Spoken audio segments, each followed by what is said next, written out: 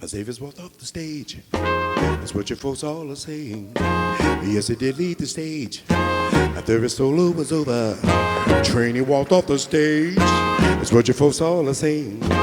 Yes, he did leave the stage.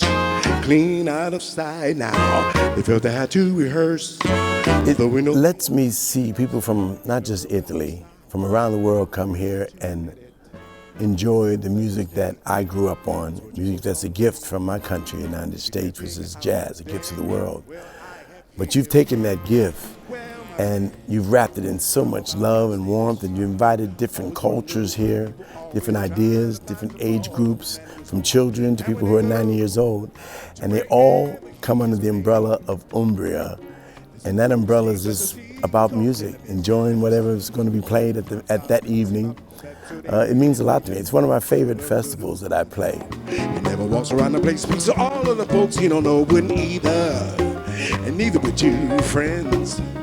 But I know he is friendly. I do. The rest of us, we do. Oh yeah.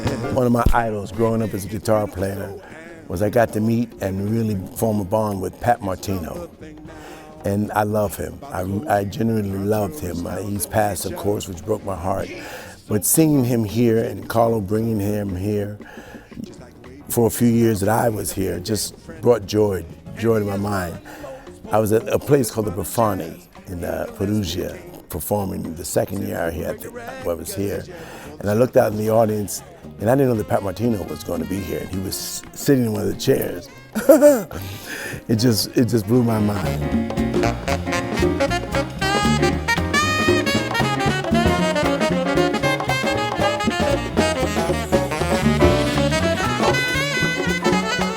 The project was put together. My wife came to me and said, we need to do a project that denotes and shows where you come from as a child and how did you come into this crazy thing called jazz. And my aunt had a soul food restaurant, so I wrote songs based upon my childhood with that. And Carlo, he was at an event, a conference, and we presented it to him, and Carlos, you know how he is. He's wonderful, but he could be, He came up to me and said, can you do this in Umbria? I said, I would love to. He said, bring it to Umbria. Boom, and he walked away. A month and a half later, Pat gets an email, come to Umbria. So we're here. That's why it came about, basically to come here and show it at Umbria, and it's grown since then. I do it all around the world, the concert, Kate's Soul Food.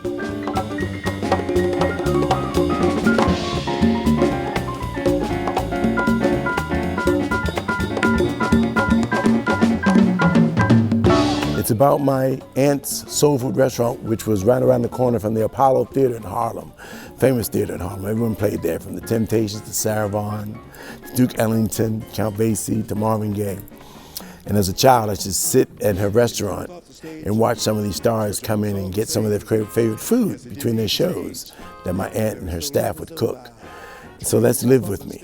So I think deep in my mindset, I've always had these songs. I didn't think later on in my life I would express them the way I am. And I have an incredible array of musicians who helped me bring it to the stage.